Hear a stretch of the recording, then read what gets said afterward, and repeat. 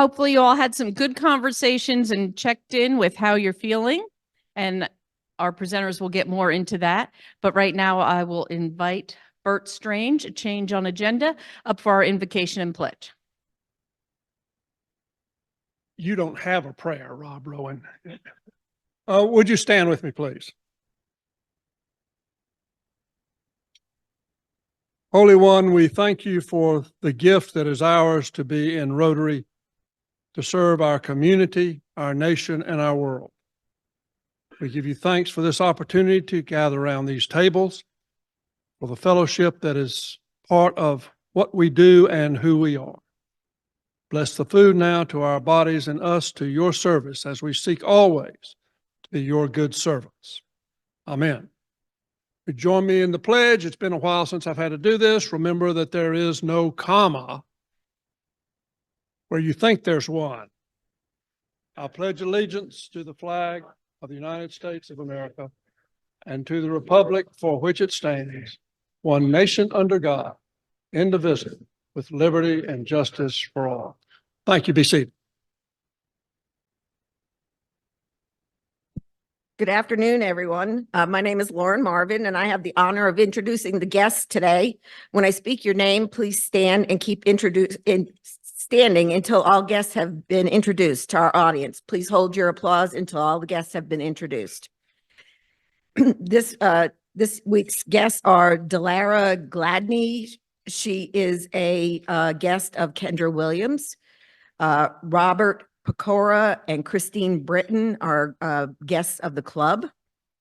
We have Trevor Van Hoff, a guest of John Clark Kent. Is it Carrick? Carrie? Oh, sorry. Carrie White, a guest of Pam Weaver, and David Leith, a guest of Jeremy Hart.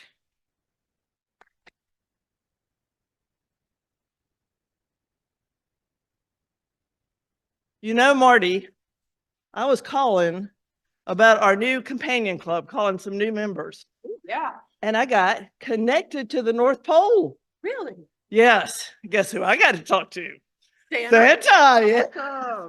And Santa was very concerned about our Rotary Club in Greenville. What in the world was he worried about? He's so worried about us having the Kringle, and the weather's always terrible. Oh, no. He shouldn't be worried about that at all. I mean, we're already planning for Kringle. We are? Yeah, we're already planning for Kringle. And you know what? There's not a snowball's chance in the South. And we're going to be rained out this year. All right? You're exactly right. All right.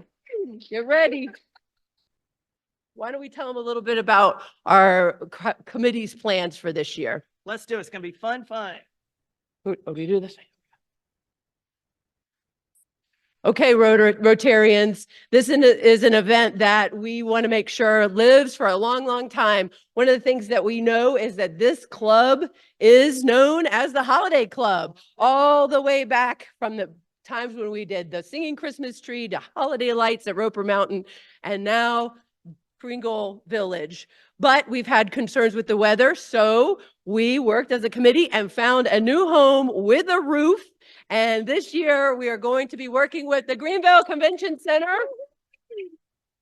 We want to share a little bit about why this is a great marriage. As one of the largest indoor venues in the Southeast that hosts over 300 events a year, they know how to produce events, and they've been producing the holiday fair for well over 50 years.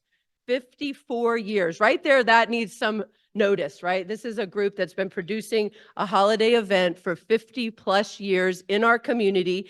And what's exciting about that is that they already have 350 vendors.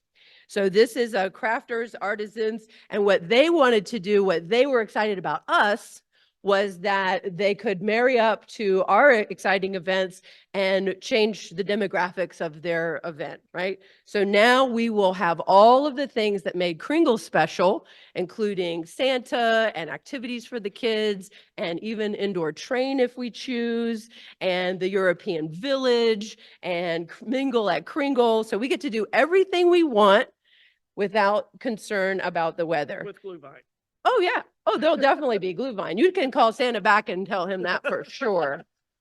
So for us, this was a 1+1=3 type of collaboration because it enhanced the visitor experience for everybody, including those visitors that are coming. And what I think was really exciting about this and made us really appealing to our Visit Greenville folks was that of those vendors, over 250 of them are coming from out of market. So we're in for a real treat. But let's bring it back to why we do this at all. We do this because the joy of the holidays, it allows us to raise sponsorship dollars and money that comes in to support Rotary charities year round. Exactly. So as many of you know, because many of you do the work, is two of our biggest things that this will fund are Alexander Elementary School, and we have a great committee who's up there tirelessly. We get shoes for the kids, we give food boxes, and we support the teachers. And as you know, that's one of the greatest things is teacher retention. And we have very talented people here in this club who always come up with great little snacks or lunches. So we are doing great things at Alexander Elementary that support the kids and the teachers. And you also know about our Service Above Self Scholarship, where we get to listen to the stories. If you're new, you're going to love this program. Listen to these stories of these high school seniors who are so community service oriented. And so then we support them through college. So when they can graduate, when they do graduate, they can go in the community and keep going down that path. So that's two of the many things that the funds will go for. So how's this going to happen? Santa says we need lots of elves. Lots of elves. We already got some great elves that have volunteered. So it is time for all of our Rotarians to put on their little Santa elf hats and help us sign up for the planning phase of this. Thank goodness to Marty's ingenious ideas. We are going to do all the planning before the end of the summer. So we need you now. To give you some ideas, we have builders, people that like to make things. We're going to cut out wooden frames, make our own props, paint them, design them. So if you're good at that, let me know that. Creative operations, Andrea and Colleen will be the ones that are going to take all these great activities and make sure that they are in a great flow to entice people to be part of it. Penny, who is in Japan right now, is in charge of the entertainment, and we already got a great band plan, so it's going to be really fun. If you are involved in entertainment, let me know. The interactives, I saw Christine, I don't know if Julie's here. Oh, great. They are already on their way to make sure that we take our funds that they're allotted and come up with the most fun, exciting thing. Probably the inflatables, the trains, but we need some volunteers to help them in the planning phase. We also, we need somebody who is a stickler with money. If you're one of those penny dime people, we need you to help do what one of the many hats Marty has done to make sure that we keep all the money straight and on board. Silent auction, we need volunteers for that. We paid $10,000 last year off the silent auction, so let me know. Thanks to Jenny. Thanks to Jenny. Thank you. And of course, sponsorships. We have a few people, but I could use some more. The VIP event. Rusty is our expert on that. And this year, with the help of the Greenville Convention Center, they are all in. They do their own food there, and it is going to be amazing. It's not going to be something just that you want to help Rusty with and come to. You're going to want to bring your friends because this is going to be the holiday event of Greenville. The VIP event was Rusty. Volunteers, we need some help with that. And new this year, Elizabeth, right there, is taking all her expert experience with helping at Denver Downs with all those great creative children's events. And we're going to have a teddy bear tea. It's going to be awesome. And thanks to Elizabeth. If you want to help Elizabeth with that, let me know after the meeting. I'll be here hanging out. So think about all of the ways that our hands come together to bring joy in our community. And I just want to share that last year, not including social media, we know through a third-party research that we had more than 137 published news stories about Kringle. And that's important because this is about raising awareness and funds and sharing the story of the good work that Rotary does. So what a fun way to do that. Thank you so much. And we're excited to get the planning going. Let's go. All right. Thank you.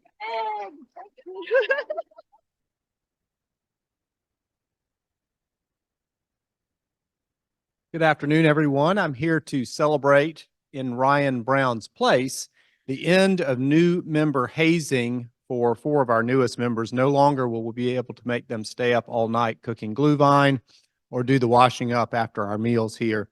Actually, cooking glühwein, we might still need people to do that, so I don't want to rule that out. But so I'd welcome these new members up. They have been through an impressive array of tasks. They have attended to Discover Rotary or new member orientation, downloaded DAC-DB onto their phones, met with sponsors and new members advisors, had breakfast, lunch, coffee with an existing Rotary member, or gone through a number of other tasks that we give them to get integrated into our club. So congratulations to each of these folks for transitioning now from their red badges to their blue badges. So when I call their name, if you would come up to the podium, give me your red badge, and I will give you your blue badge.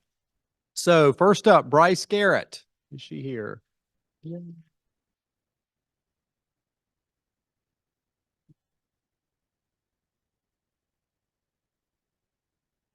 And Amanda Herlehy. Did I say that right? How's? Oh, I tried.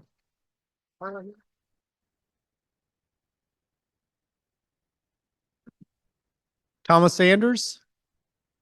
Miss Thomas. Oh, well, we got a table. Yeah.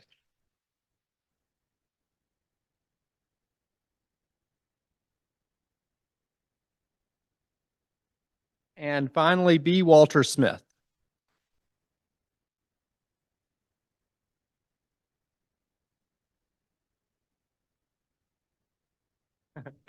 Give a big hand to all these new members of our club. Thank you. You could just get them.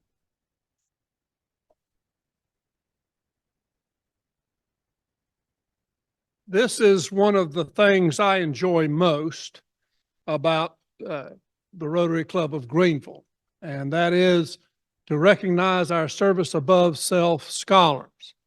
As you all know, I think one of our big pushes at many levels has been education, supporting education.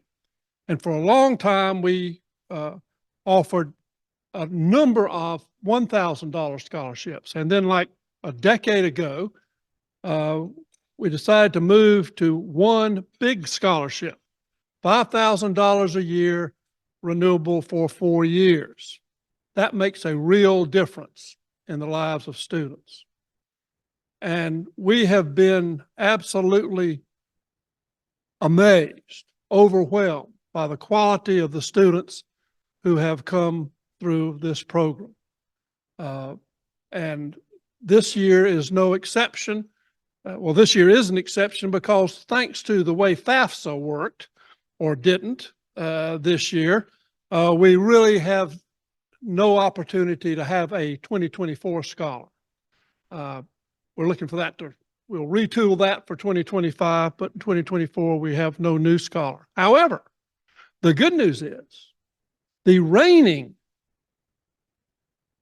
I guess that's the right word, Service Above Self Scholar from 2023 is with us today to give her first, what we refer to in the trade as the annual report. Yashasvini Raghunathan. That's for over a year I've been practicing that. I still can't get it right. As a student at the University of South Carolina Honors College, she won't say it, but I'm the college professor, so I get to brag. 4.0 her freshman year. And apparently she had fun along the way too, which I never let going to school interfere with my education. So apparently she's figured out how to do both. Yashu, come on up and share with us about your year.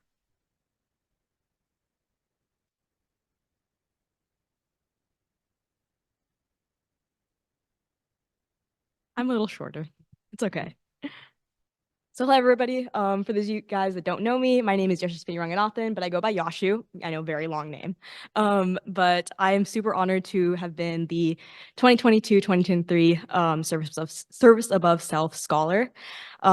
I started my year off in a very, very fun way. I participated in Greek life recruitment at the beginning of the year, and I'm a very proud member of Phi Mu sorority. This was not only a great way to kind of meet my sisters and meet an amazing group of women, but also I just want to shout out the amazing charities that all 13 chapters at USC are serving. Our chapter's philanthropy specifically is Children's Miracle Network Hospital. So I've been able to do a lot of fundraising through them, as well as participate in Dance Marathon. For those of you guys that don't know what Dance Marathon is, it's really just a big event put on by Phi Mu, USC, the Miracle Network hospitals, for the patients, for families to come out and just really support our Children's Miracle Network hospitals and the amazing work that they're doing. And I'm really looking forward to next year being on their morale team, so helping them organize that event and really just doing a bigger push to fundraise for our Children's Miracle Network hospitals. Along with that, I'm also part of Phi Delta Epsilon pre-medical fraternity on campus. Neither one of my parents went to school in America or are in the medical field, so this was a great way for me to be connected with mentors, both at a college level as well as beyond, who can kind of help me navigate that process to medical school, as well as, kind of help with some health-related things around campus. Through this organization, I do a lot of organization for our transitions homeless shelter. We do a lot of volunteering there. Those are 6 a.m. to 7 a.m. shifts where we work within the soup kitchen there. And we were able to kind of introduce a more healthier diet for the people that come in. And what's very unique about transitions is that we're not just a soup kitchen. We also come and help with kind of the smaller things that normal soup kitchens aren't able to support our homeless populations with. So that's kind of things like helping them get interview attire if that's not something they have, practicing with interviews. We also have a vegetable and fruit garden within the homeless shelter that members can come in, help out with. So that was just a really great way to kind of give back to my community at the beginning of the school year. Throughout the year, I've also been working at the South Carolina Institute of Medicine and Public Health. I work as their undergraduate consultant, doing a lot of background research for the publications that they're doing. I really, really just want to shout out the team there. They're doing amazing work towards improving public health within our state. I was able to attend committee meetings within our government because we are in the Columbia area, as well as just learn about maternal health, rural health, just public health in general, that and kind of the issues that are going on within our state, as well as make a positive impact. I've helped with a lot of their publications, and I'm looking forward to having my first publication under my name come out this upcoming summer within the Institute. So that was a really, really awesome thing that came from the school year. Along with this, I'm also part of 2 research labs on campus, the first being the Early Social Development Lab.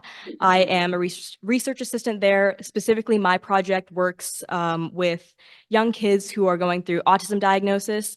For those of you guys that don't know, working with the special needs community is a huge, huge passion of mine. It's been a passion of mine since freshman year, and I'm super glad to say that I've been able to kind of explore that within college as well.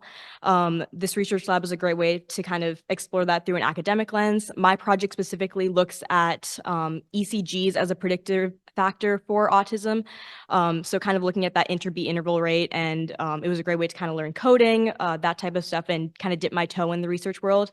Along with that, I am also a research assistant at the Carolina Health and Relationship Mechanisms Lab, and that is more of a psychological look on some community health issues such as alcohol and drug abuse. We're specifically focusing on student populations as well as some Army populations. So again, really great way to kind of get involved in research on campus, but more through like a qualitative lens. And I've actually gotten grant money for that. So thank you, USC, for the extra money. We'll always appreciate it.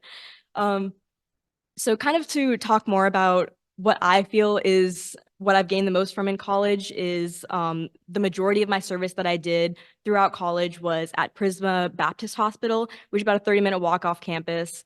I specifically worked on their surgical specialty, orthopedics, and medical telemetry wards. And so majority of the work that I did in the past through volunteering was with pediatric populations and kids. I love, love, love working with kids. So this was kind of a different experience. A lot of the patients that we have there are older and going through end-of-life care. And so my job mainly revolved around either helping nurses in any way that I could, or really just talking with patients. You know, a lot of the people in Columbia, we have a very high homeless population, and, you know, some of them don't have family that are in the area. So, you know, kind of offering that type of emotional support with them, taking the time to kind of learn about their lives, whatever things that they're kind of going through as they're, you know, nearing end of life. That's kind of something that they talked about with me. There were days that I got a little heavy, but honestly, it just makes you really appreciative of the time that you have here, and you know, the amazing people that you're surrounded with. I'd like to take a second. My parents aren't here with me right now, but just take a second to kind of mention them, because they are absolutely the reason I'm here today. I'm a first generation immigrant. They came here about 20 years ago. Definitely wasn't easy. And every single opportunity that I have gotten was because of them. And I would just like to take a minute to kind of appreciate them. And yeah, but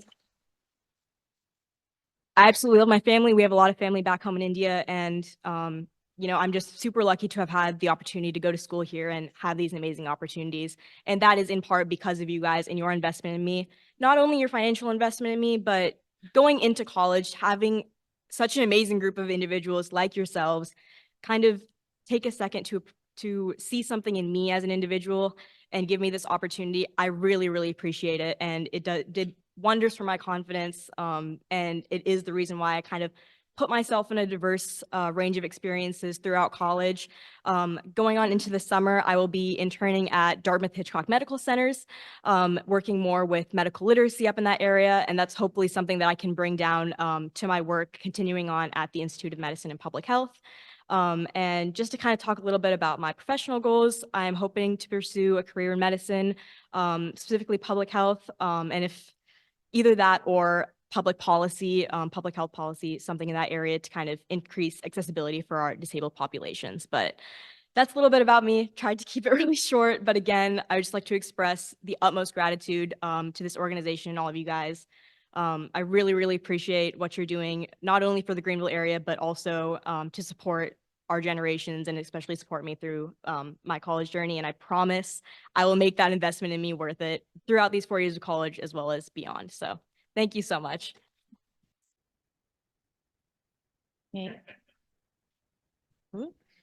Thank you. Now you can all see why it's very important to volunteer at Kringle, that we raise lots of money to continue to support our scholars. Okay, so May is Mental Health Awareness Month, and we are fortunate to have some experts right here in our own club that we asked to help and present on mental health awareness. Lorraine Holeman owns, I'm just going to give you a little bit of their professional background, even though I'm sure most of you who have been in the club for a while know both of these ladies from all the volunteer activities. But Lorraine Holeman owns Summit Greenville, where she counsels adults seeking work-like wellness and relief from burnout. She works from a strength-based and solution-focused approach, empowering you to quickly get on your unique path to wellness. Lorraine is the chair of the Veterans Committee, a previous board member, and has been with the club since 2020. Lucy Henry works as a counselor using a combination of positive psychology and cognitive behavioral therapy to facilitate growth and healing in individuals. She is also the vice president of business development for First Son EAP, which would be Employee Assistance Program. Lucy is a part of the Alexander Elementary School Committee and has been with the club since 2020. Please welcome our own club members, Lucy and Lorraine.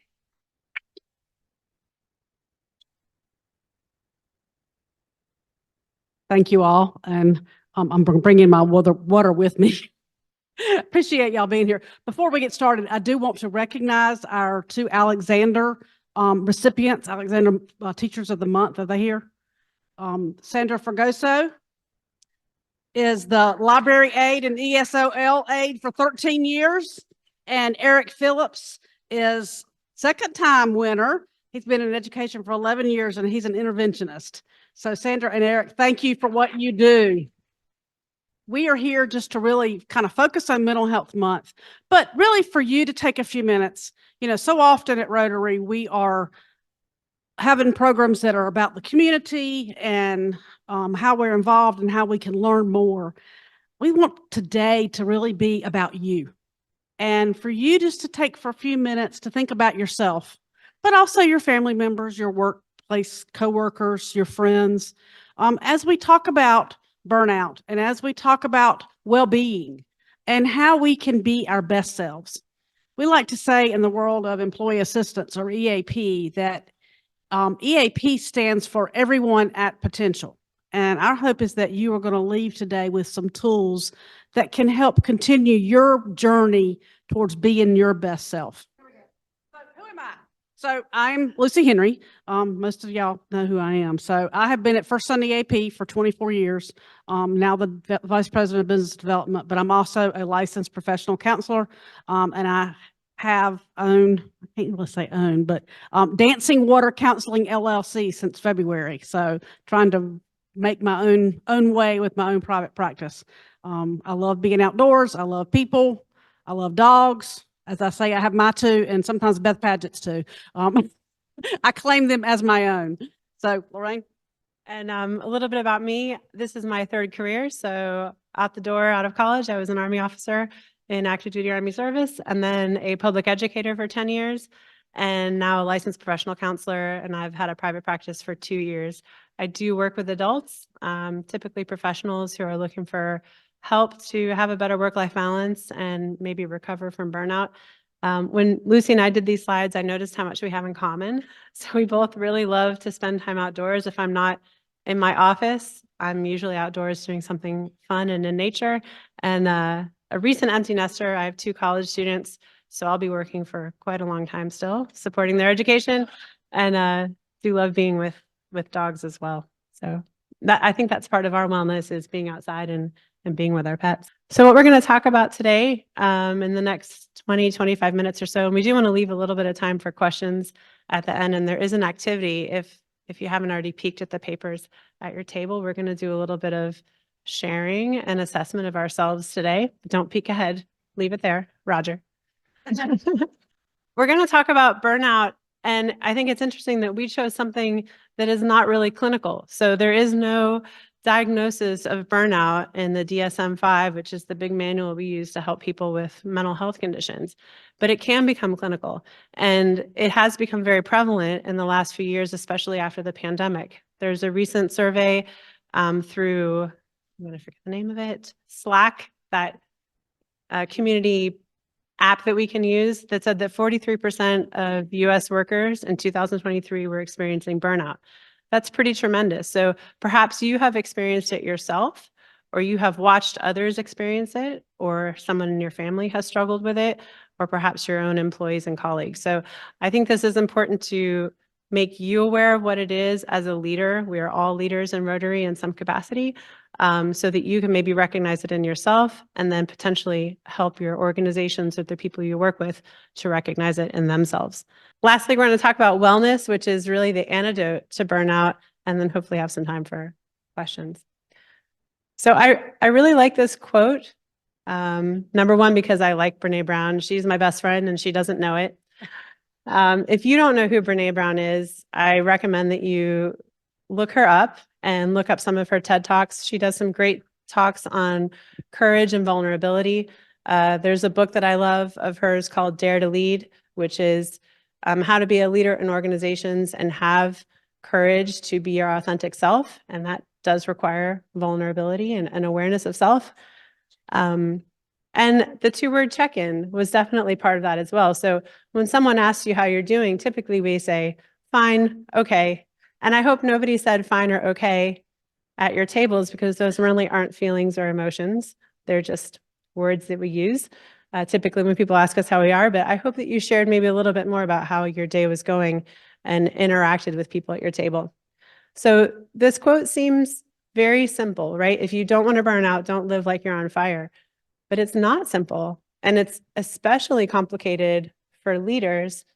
As we think about all the things that we manage, sometimes it feels like we're on fire. And so learning how to not be on fire really requires some skills and some practice and some things that we're going to talk about later today in the presentation. And it's not acting from a place of reactivity, but being proactive in your own health and wellness, because we can work from that place of a threat response or a stressful place, which is very reactive, when instead we want to be proactive and present ourselves as someone who's well and whole in front of those that we lead. So if you have your phone, which is 2024, I know everyone here has a smartphone, I'd love for a little bit of interaction here. So click on this QR code, or if you can't see the QR code with your phone, the link below will take you to this interactive Wordle we're about to do. And I will caution the group, whatever you type in here is going to show up on the screen and on Zoom. So keep that in mind, keep it clean. Does anyone still need the code?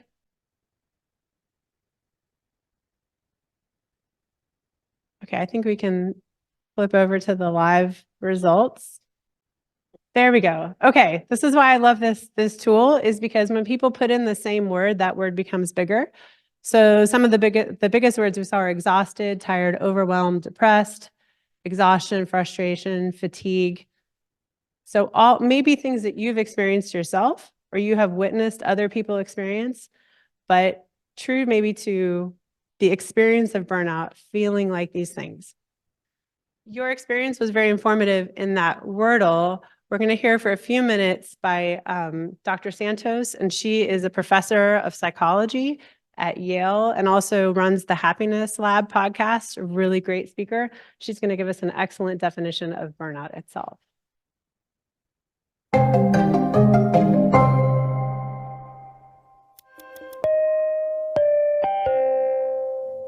These days, we talk a lot about burnout. But as a psychologist, I recognize that we have a lot of misconceptions when it comes to burnout. We think burnout is any time you're feeling a little bit overworked or a little bit stressed or a little bit tired.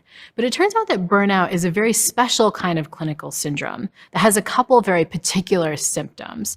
One of the symptoms we often think about is a sense of emotional exhaustion. But this is richer than just a sense of physical exhaustion. Emotional exhaustion isn't just about being tired. It's really about feeling like you cannot emotionally handle another thing on your plate. If one thing comes on, that's it. The whole house of cards is going to fall. Even when you get a really great night rest or a week off, you're still feeling kind of emotionally tired and overloaded. That's the first symptom, this sense of emotional exhaustion. The second symptom, which I think is even more profound, is a sense of what's often called depersonalization or cynicism. You're just kind of on a short fuse with the people around you, whether that's the people you're serving in your job, your clients or your patients, or your other teammates. It's like everything they say kind of irks you a little bit, and it feels like if there's one more request, you're just going to lose it and freak out. You're also very cynical about people's intentions. You kind of feel like they have bad intentions for the asks that are coming your way. That's a sense of depersonalization.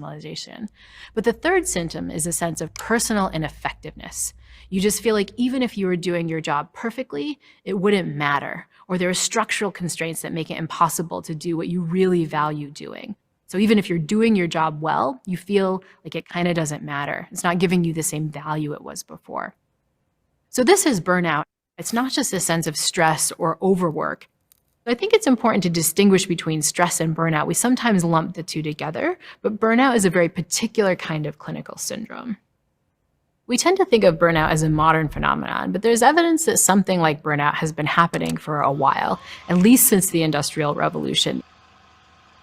But some of the best research on burnout happened in the 1980s and 1990s and was mostly done by this fantastic researcher, Christina Maslach, who's talked about some of the features that tend to lead to burnout. One of the features that tends to lead to burnout is an increased workload, or a workload that really feels just too overwhelming. That isn't enough to lead to burnout over time, but this can be an exacerbating feature. Another feature that tends to lead to burnout is what Maslach calls a values mismatch. You get into your job thinking you're doing something, but in practice, in the trenches, the job feels like something else. I'm speaking about burnout right now as a scientist, but also as somebody who's experienced the syndrome a little bit myself. I feel like I became a college professor and a head of college on campus because I wanted students to have a fantastic experience. But then when COVID hit, it just felt like what we were doing wasn't what I signed up for anymore. There was this mismatch. Another feature that can lead to burnout in an organization is a sense of unfairness. This can also cause a certain sense of community breakdown. When there's a sense that things are a little bit unfair, maybe there's differences in compensation, that can lead to a sense of burnout. A final thing that's really important for burnout is your sense of reward. What leads us to kind of get flow and feel happy in our jobs is a sense of intrinsic reward. When things become pushed more towards the extrinsic reward, and also when those extrinsic rewards, especially when they start feeling a little bit unfair, that can lead to a sense of burnout over time. If you're wondering if you're going through burnout, a few questions you can ask yourself involve those big symptoms we just talked about. First, this sense of emotional exhaustion. Are you really, really exhausted? Not just physically exhausted, but emotionally exhausted. When you take a weekend off, are you still as depleted when you go back on Monday morning? And does it really feel like a form of exhaustion that's very emotional? It's not just that you're tired, but that you're feeling really depressed, that emotionally you're on just a really short fuse. Are you experiencing changes in how you relate to people at your work? Either the people that you serve, your clients, your patients, or the people that you work with? Are you embarrassed about the length of your fuse? Do you feel like you're going through some compassion fatigue? That's a clear sense that you're experiencing depersonalization. And is your sense of meaning going away in terms of what you're doing? Do you feel like your work has changed, that you simply can't do a good job right now because of some of the structures of what you're asked to do or the fairness in your own institution? So I think she does a really good job just giving an overview of what is burnout and then asking some of those critical questions. Am I experiencing this? Am I noticing this in myself? So quickly, an overview, what is burnout? Essentially, it is not having the tools to get the job done. And that can look a lot of different ways. That can be, I don't have enough time to get my job done. I don't have resources to get my job done.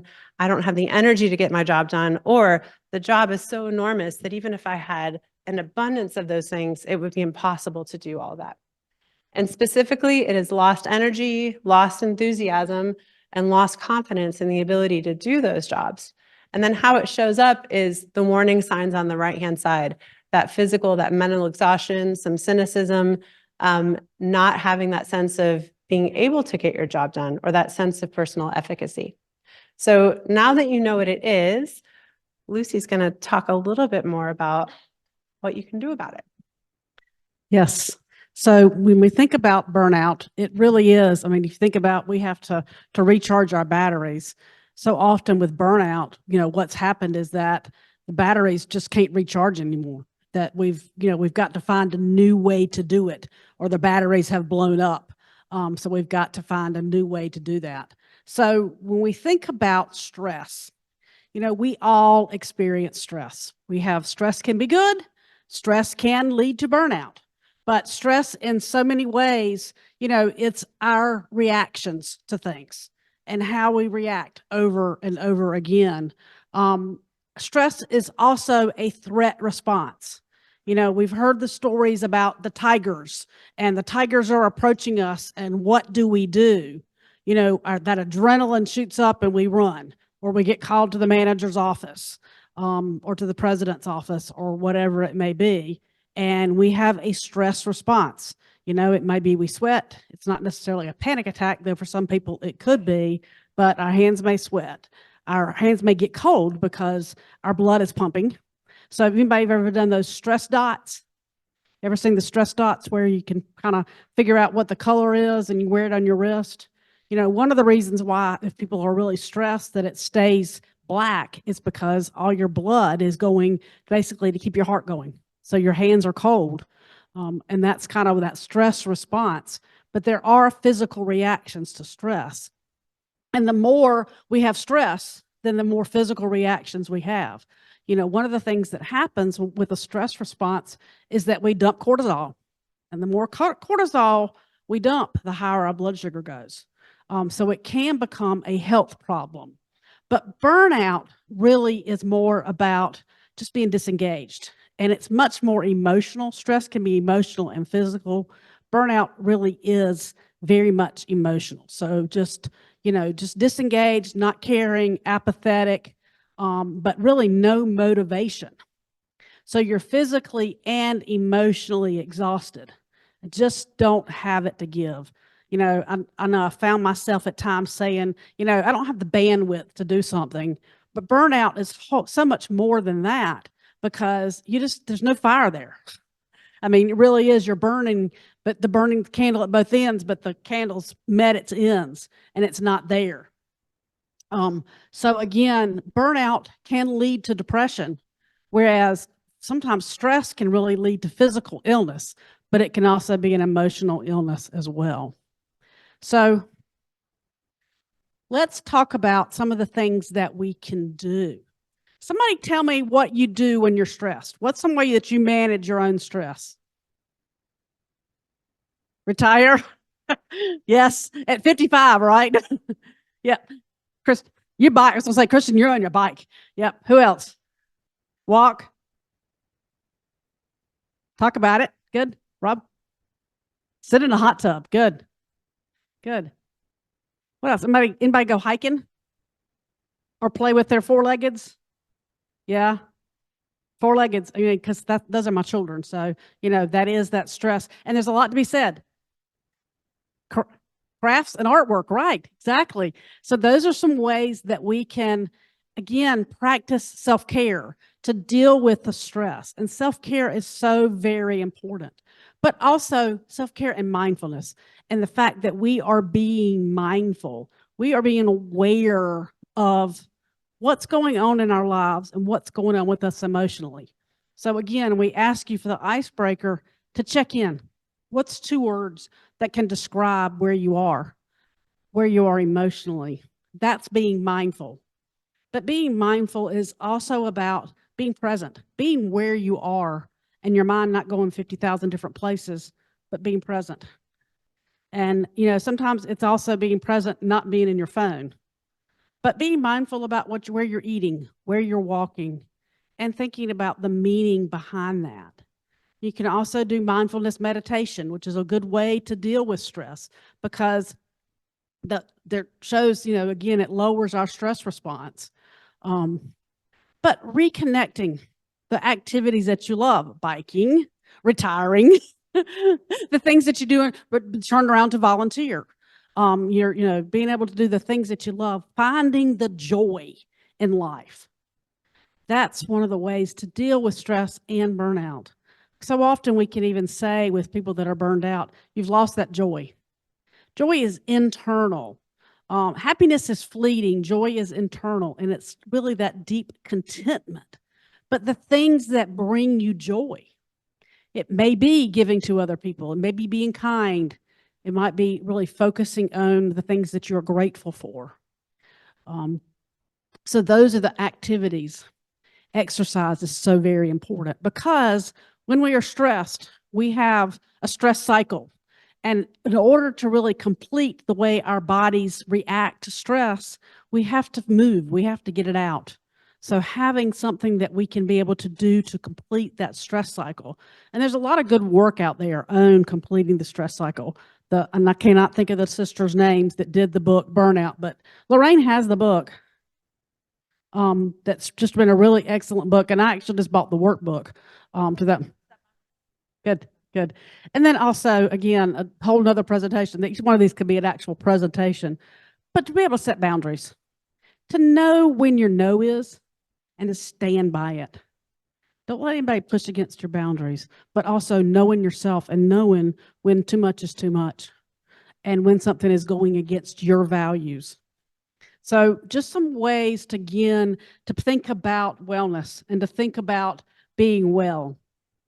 But I want to talk for a minute about, and you probably can't see this, but about a well-being theory. So my bio intro talked about the fact that positive psychology, I love positive psychology and what, how it can really change the way we see and think about things. So Martin Seligman is a professor at University of Pennsylvania. He is known as the father of positive psychology. And his book, Flourish, really outlines a 5-step method to really thinking about well-being, to being well. And it's the 5 letters PERMA. And they really kind of build on themselves, but there's also very much of an anchor there. So P is for positive emotion. How do you bring in positive emotions in your life? How do you find joy? How do you find a sense of awe? How do you express gratitude? How do we really think about positive emotions? The reality of it is our brains are hardwired for negative. And when you think about it, Rick Hansen says, our brains are like Velcro for negative and like Teflon for positives. We can have 100 wonderful things happen to us in a day, and somebody cuts us off in traffic, and all that great stuff goes away. So, and we focus on that negative. In order to combat that, we have to bring more and more positivity and more positive emotion in our life. We broaden and build. So we really savor the good things that happen. We talk about them, we write about them. We really focus on those. We're mindful of those positive things, and we're expressing positive emotion. The second is about engagement. And engagement really leads to that sense of flow. When we are doing something that we love, and I love to talk about when I'm reading to the second graders or the first graders at Alexander, I find so much joy, but there's that sense of flow and engagement. It just brings me such contentment. And I tell people that is my joy.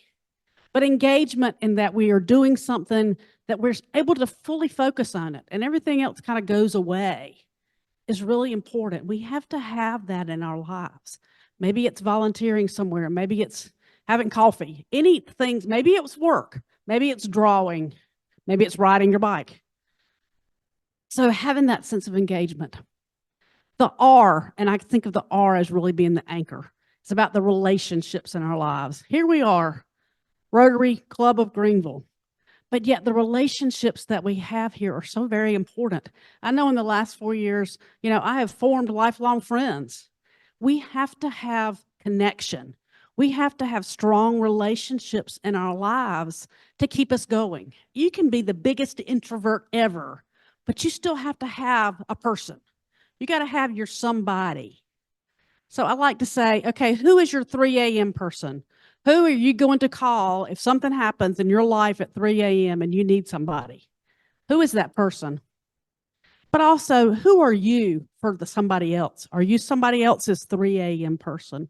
Having those strong relationships, sense of connectedness is the anchor in well-being and in really combating burnout, that we have those connections and we use them. We don't use people, but we use those connections.